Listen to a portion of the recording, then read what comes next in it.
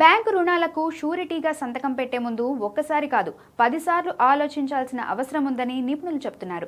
ఎందుకంటే షూరిటీ అనేది కేవలం సంతకం కాదు, అది 100% ఆర్థిక బాధ్యత. రుణగ్రహీత 1,00,000, 5 లక్షలు లేదా 10 లక్షల లోన్ తీసుకున్నా అతను ఈఎంఐలు చెల్లించకపోతే అదే మొత్తాన్ని షూరిటీ వ్యక్తి చెల్లించాల్సి వస్తుంది.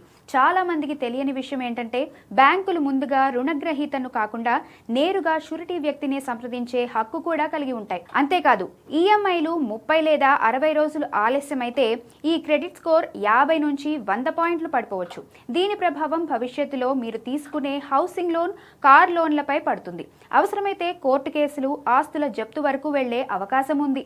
కాబట్టి షూరిటీగా సంతకం చేసే ముందు రుణగ్రహీత జీతం, ఉద్యోగ స్థిరత్వం, గత రికార్డ్ అన్ని స్పష్టంగా తెలుసుకోవాలి. లిఖితపూర్వక ఒప్పందం లేకుండా ఎప్పుడూ సంతకం పెట్టకండి. గుర్తుంచుకోండి, షూరిటీ అనేది సహాయం కాదు, అది మీ భవిష్యత్తు ఆర్థిక భారం.